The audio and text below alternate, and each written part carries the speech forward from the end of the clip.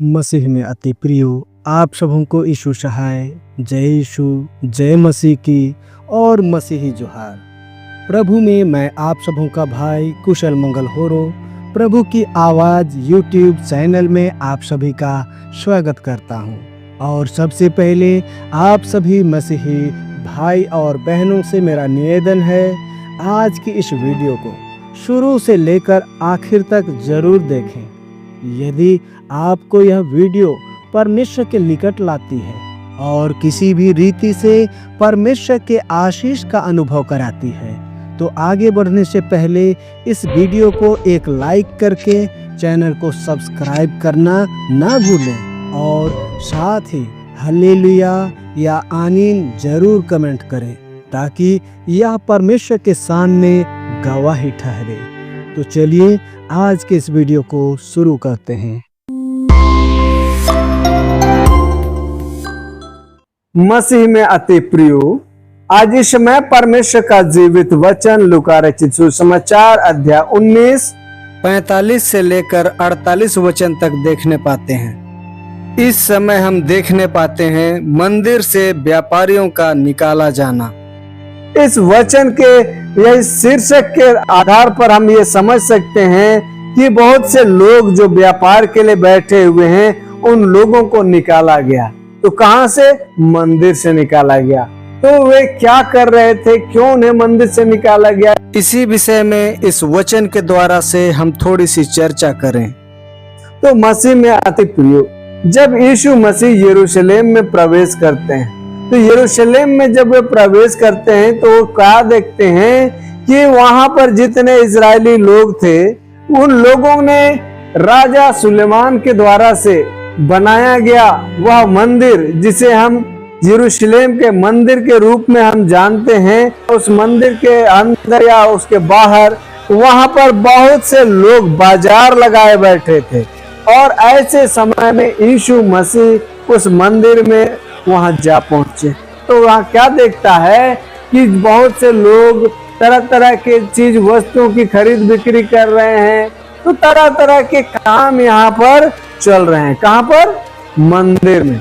और जब वो मंदिर में वैसे काम चल रहा है तो यीशु मसीह बहुत दुखी हुआ और उसने वहां जितने भी जानवर थे जिनकी खरीद बिक्री चल रही थी, उन जानवरों को उसने खोल दिया और जो खरीद बिक्री करने वालों की चौकियों को उसने पलट दिया। मसीह में अति प्रिय, परमेश्वर का घर एक प्रार्थना का मंदिर है। तो प्रार्थना करने के लिए वहां पर एक सुंदर अवसर तैयार किया जाता है, लेकिन आज यहाँ पर लोग प्रार्थना न करके वहां पर वे लोग बाजार लगाए बैठे हैं, अपने चीज वस्तुओं की खरीद बिक्री कर रहे हैं। और इस प्रकार से वे लोग जब कार्य कर रहे हैं, तो इसी संदर्भ में आज के जीवित वचन में हम देखने पाते हैं। हम देखते हैं कि यीशु मसीह सब लोगों को खदेड़ कर बाहर किया चर्च से और उनसे कहता है कि मेरा घर प्रार्थना का घर होगा, पर तुमने इसे डाकुओं का खोह बना दिया है। तो मसीह में अति प्रिय, निश्चय ही आज हम हर एक दिन इस वचन में देखने पाते हैं कि जितने वहां पर खरीदारी करने वाले लोग थे, जितने बेचने वाले थे, या जितने भी वहां अन्य इजरायली लोग थे जो यहाँ पर तरह तरह की चीज वस्तु की खरीद फरोख्त में लगे हुए थे, सब लोगों को मसीह ने मंदिर से बाहर भगाया है। और मसीह में अति प्रिय, यहाँ वचन में हम देखने पाते हैं कि परमेश्वर का घर, अर्थात यहाँ जो लिखा हुआ है मेरा घर प्रार्थना का घर होगा। क्या घर? प्रार्थना का घर होगा। वहां उस मंदिर में प्रार्थना की बातें होने वाली थी, लेकिन यहाँ पर केवल प्रार्थना न होकर के उन लोगों ने वहां पर खरीद बिक्री चालू कर दिया। वहां पर वे लोग धन अर्जन करने के लिए प्रतिदिन लालायित रहने लगे। और इस प्रकार से जब उनका जीवन चरित्र को देख करके यीशु मसीह बहुत अधिक निराश हुआ।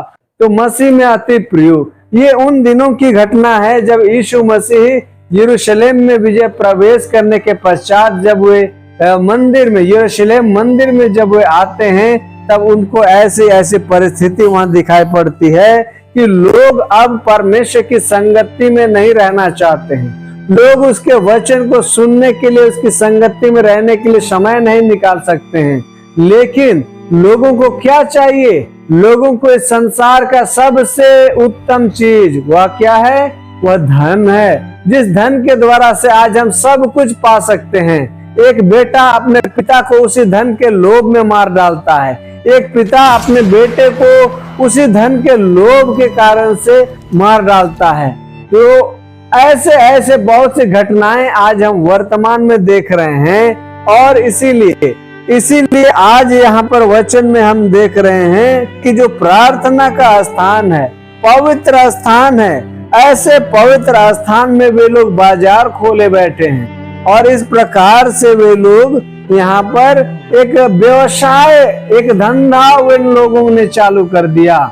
लेकिन मसीह में अति प्रिय वचन के द्वारा से हम स्पष्ट रूप से देख रहे हैं कि यीशु मसीह उनके बीच में अभी आए हुए हैं। और यीशु मसीह आकर के उन लोगों से वे चर्चा करने लगते हैं कि तूने प्रार्थना के घर को क्यों डाकुओं का खो बना दिया है।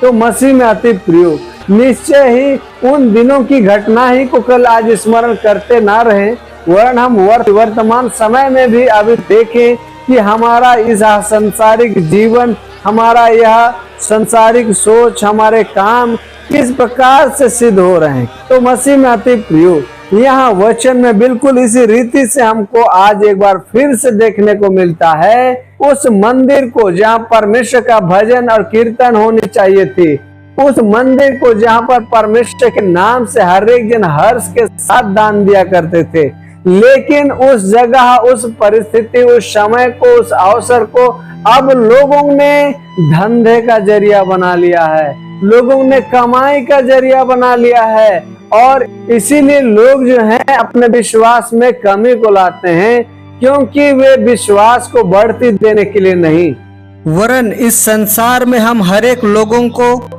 समस्या, परेशानी और बाधाओं में वे डालना चाहते हैं। कौन है जो हम हर एक लोगों को परमेश्वर की संगति में नहीं, वरन हमें मुसीबत और परेशानी में डालना चाहते हैं। क्या कोई बाहर से कोई दूसरा आदमी आकर हमारा विरोधी उठ खड़ा होता है? हम अपने जीवन में परखें कि क्या कोई बाहरी व्यक्ति बाहर से हमारे बीच में आकर हमारा विरोध करता है? कदापि नहीं। लेकिन हम देखने पाते हैं हम में से ही, हमारे प्रियजनों में से ही कोई एक हमारा विरोधी उठ खड़ा होता है, जो हमारा विरोध करता है, जो हमारे विरोध में बातें करता है।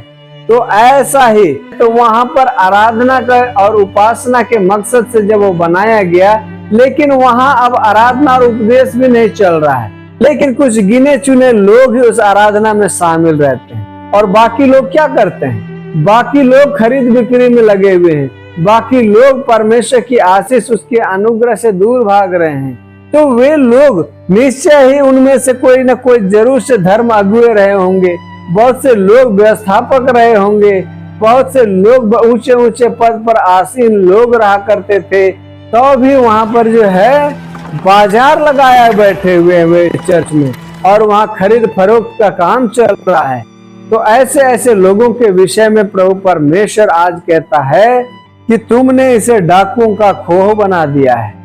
आज निश्चय ही यहाँ पर वचन में हम देख रहे हैं कि जब उन लोगों ने मंदिर को एक व्यापार का अड्डा बना दिया, तो इसीलिए प्रभु परमेश्वर निराश हो जाते हैं। और आज के वर्तमान युग में भी हमारे बीच ऐसे ऐसे व्यवस्थापक ही उठ खड़े हुए हैं, ऐसे ऐसे उपदेशक उठ खड़े हुए हैं जो कि परमेश्वर की महिमा को, उसकी सेवा को प्रथम स्थान नहीं देते।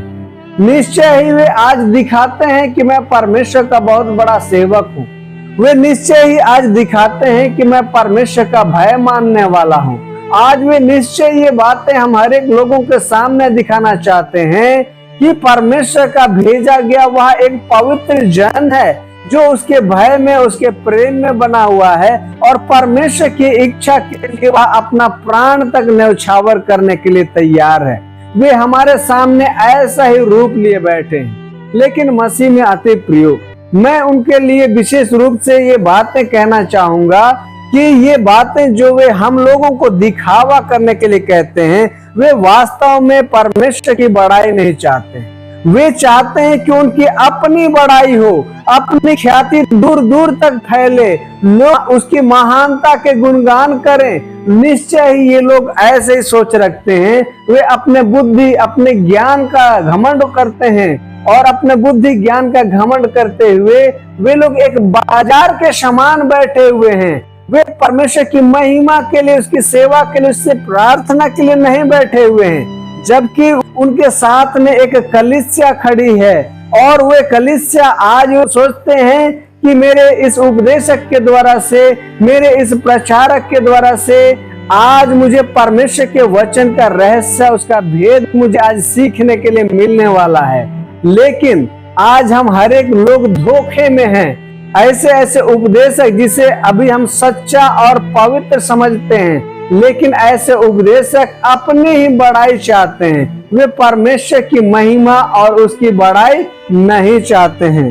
और ऐसे लोग जो आज बाजार के समान बैठे हुए हैं, जो लोगों के बीच में अपने बुद्धि अपने ज्ञान को वे लोग बेच रहे हैं, अपनी ख्याति को फैलाने के लिए लोगों को आज इस्तेमाल कर रहे हैं, तो ऐसे ऐसे लोगों के विषय में प्रभु परमेश्वर कहता है, मेरा घर प्रार्थना का घर होगा, परंतु तुमने उसे डाकुओं का खोह बना दिया है। तो परमेश्वर की पवित्र संगति, जहां एक कलीसिया एक साथ परमेश्वर की महिमा के लिए एकत्रित हो जाता है, परमेश्वर की महिमा के लिए जब एक कलीसिया ध्यान लगाते हैं, लेकिन वे निराश हुए जाते हैं, क्योंकि परमेश्वर के दास कहलाने वाले लोग ही आपस में वे लड़ाई झगड़े और तरह तरह के बोली वचन से वे हमारे माहौल को गंदा करते हैं। हम हर एक लोगों को आज वे परमेश्वर की संगति से स्वयं भटकाते हैं, जो अपने आप को बड़े बड़े उपदेशक आज कहते हैं, लेकिन उनमें आपसी प्रेम नहीं। जो प्रेम आज परमेश्वर चाहता है कि हम आपस में करें। प्रभु चाहता है कि हम हर एक जन प्रेम से जीवन व्यतीत करें। प्रभु का वचन का सार यही है कि आपस में हम प्रेम करें। परमेश्वर प्रेम है। प्रेम, आशा और विश्वास तीनों अस्थाई हैं, ये परमेश्वर का वचन कहता है। लेकिन इसमें से प्रेम सबसे बढ़कर है। लेकिन मसीह में अति प्रियो, हमारे ऐसे उपदेशक जो आज हमारे बीच हैं, हम हर एक लोगों को ऐसे प्रेम के निकट नहीं लाते हैं जो परमेश्वर को भाता है, लेकिन वे आपसी लड़ाई झगड़े, एक दूसरे पर दोषारोपण करना, एक दूसरे को गाली गलौज करना, एक दूसरे के विषय झूठी गवाही, झूठी साक्षी देना, ऐसे ऐसे शिक्षा, ऐसे ऐसे ज्ञान वे हमारे बीच में बांट रहे हैं, जो कि हमारे बीच के आपसी प्रेम को आज खत्म करता है। परमेश्वर के शुद्ध ज्ञान को, परमेश्वर के वचन के रहस्य को आज हम सीखना चाहते हैं, लेकिन हम परमेश्वर के वचन को क्या सीखेंगे?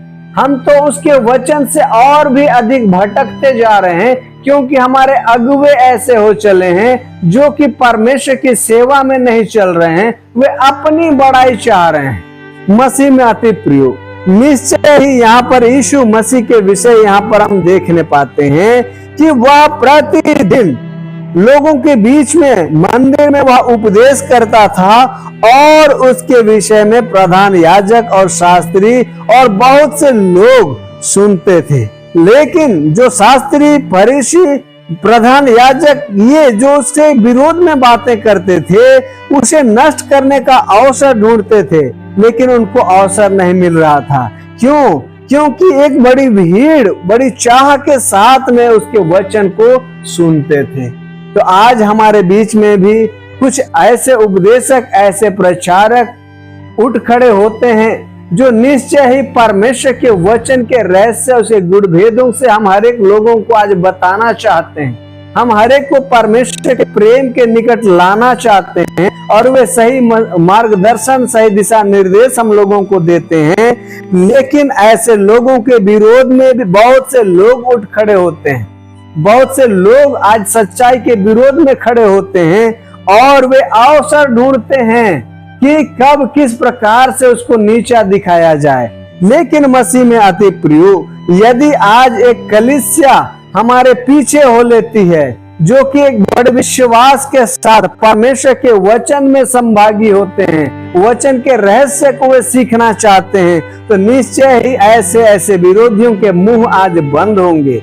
ऐसे ऐसे विरोधी आज स्वयं लज्जित होंगे, भले ही आज उसके पीछे एक बड़ी कलीसिया ही क्यों ना हो, लेकिन यदि वो वचन के रहस्यों से आज अवगत नहीं कराते, यदि वे आज वचन के संगति में स्वयं नहीं चलते हैं और वे परमेश्वर की बड़ाई न करते हुए अपनी बड़ाई चाहते हैं, तो ऐसे ऐसे लोग आज मसीह के नाम से लज्जित होंगे।